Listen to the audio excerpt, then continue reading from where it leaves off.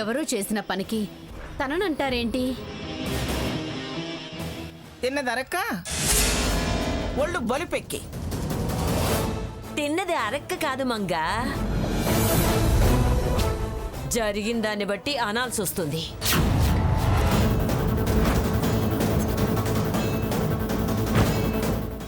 జరిగిన దానికి మేము బాధపడుతుంటే ఇలాంటి మాటలైనా మాట్లాడేది భాగీరథి?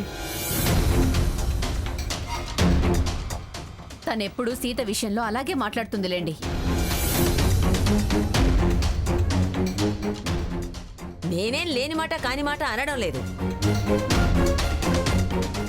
ప్రతిదానికి మంచి చెడు ఉంటుంది. ఓహో, నీకు మంచి చెడు కూడా తెలుసా? తలక మాసిన వాగుడు తలతిక్క పనులు చేయడం తప్ప. నా మాటలు చేతలు ఎందుకులే? మాట్లాడేది మీరు కాబట్టి అంటున్నారు. నిరాధారమైన ఆరోపణలు చేయటం భావ్యం కాదు.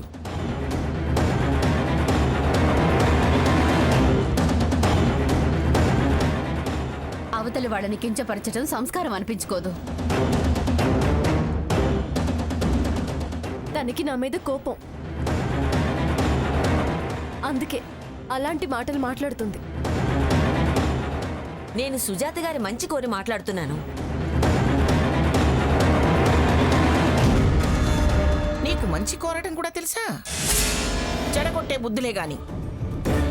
ఇవాళ ఇది చెడింది, రేపు ఇంకా ఇలా చేస్తే ఏం అనుభవించాల్సి వస్తుందోనన్న భయంతో వారి బాగు కోరే మాట్లాడుతున్నా. తప్పుడు కోతలు కోయకు భాగీరథి. సీత పేరున ఏం చేసినా కలిసి రాదు.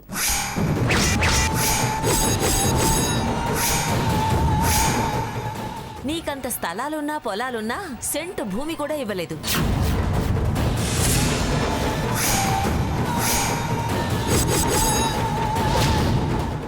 తను పాపం ఏదో అభివృద్ధి చేద్దామని విషయం తెలియక సుజాత గారు ఎవరి జాతకం ఏంటో, ఎవరి హస్తం ఎలాంటిదో, ఏ పాదం పౌరు ఎంత డేంజరో తెలియక ఈ స్థలం ఇచ్చారు.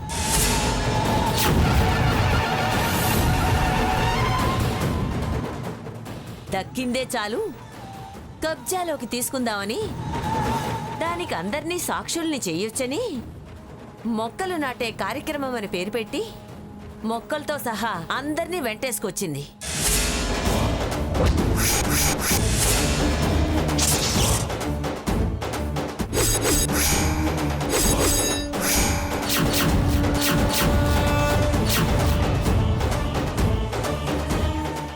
వచ్చాక గాని అన్నీ తెలిసి రాలేదు. అది పిఠాపురం సీతామహాలక్ష్మి గారి గ్రహస్థితి.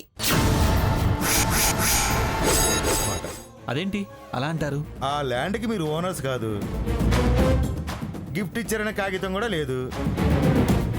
అలాంటప్పుడు అసలు మీకు ఆ చోట్లో మొక్కలు నాటే హక్కే లేదు. ఇంకా దాడి కేసి ఎలా పెడతారు? అది మీది అన్న ఏదో ఒక ఆధారం ఉండాలి కదా. సొమ్ము మీది కానప్పుడు పోయిందని చెడిపోయిందని కేసు ఎలా పెడతారండి? అయితే మీరు కంప్లైంట్ తీసుకోరా? అదేగా నేను చెప్పి దాంట్లో సారాంశం. మీకు ఆ స్థలం మీద ఉన్న హక్కేంటో చూపించండి, అప్పుడు నేను రంగంలోకి దిగుతాను. ఇదే ఫైనలా? ఏం బాబు ఫైనలా, లాక్ చేయనని అడుగుతావు? ఇదేమో టీవీ షోనా?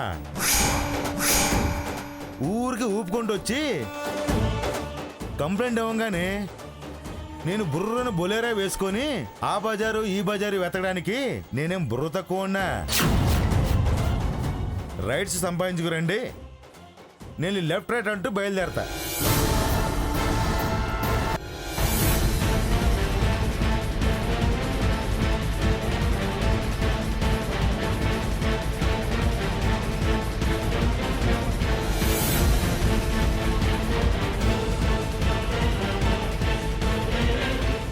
ఎంతసేపు ఈ పడిగాపులు?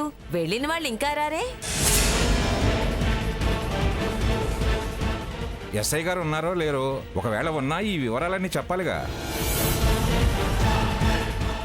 అయినా నువ్వు పడికప్పులు కాయాల్సిన పని ఏమిటి? నీ దారి నేను వెళ్ళొచ్చుగా.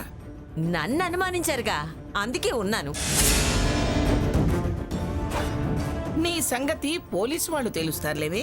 చూడు మంగా, నా సంగతి నా ఇలాకాలో తేల్చేవాళ్ళు ఇంకా పుట్టలేదు. పుట్టినా తేల్చలేరు.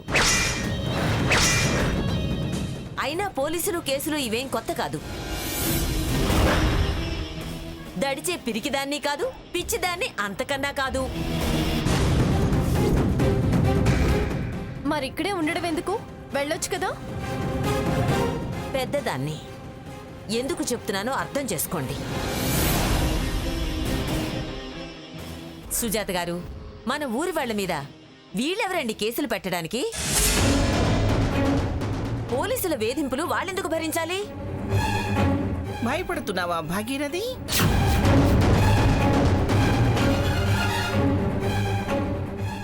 పౌరుషాల గడ్డలో పుట్టి పిరికితనంగా మాట్లాడుతున్నావేమిటే?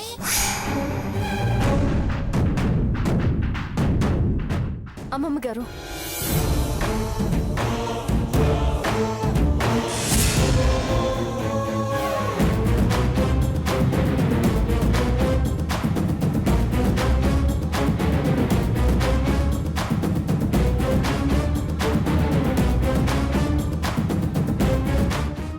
సీత, రఘుకి ఫోన్ చేసి రమ్మని చెప్పు. అలాగే అమ్మమ్మ గారు.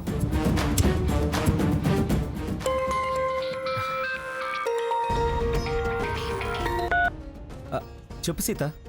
అమ్మమ్మ గారు కంప్లైంట్ అది వద్దు, వచ్చేయమంటున్నారు. ఏ ఎందుకు? ముందు మీరు వచ్చేయండి. ఇక్కడ ఈ ఎస్ఐ గారు కంప్లైంట్ తీసుకోవడానికి ఓనర్షిప్ డాక్యుమెంట్స్ అడుగుతున్నారులే. సరే, వచ్చేస్తున్నారు అమ్మమ్మ గారు. పదరా సాకేత్. ఏమైందన్నయ్య? నాన్నమ్మ అవసరం లేదు రమ్మంటుంది. అదేంటి? మిమ్మల్ని నమ్మక. పోయిన ప్రతి సొమ్ముకి ఇలాగే ఓనర్షిప్ సర్టిఫికేట్లు అడుగుతూ ఉండండి. కేసులు లేకుండా షో కేసుల్లో ఉన్న బొమ్మల్లా ఉండద్దు.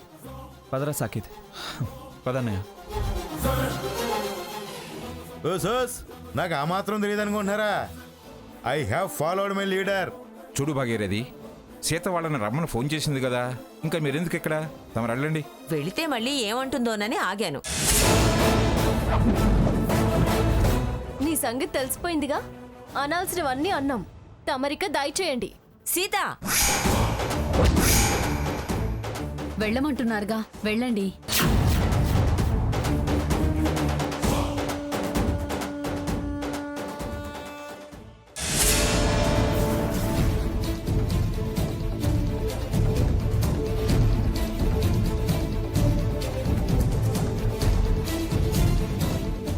ఏమైంది వదినా? ఏం జరిగింది? ఎందుకు రమ్మన్నారు? మీరు వెళ్ళిన తర్వాత ఆ భాగీరథి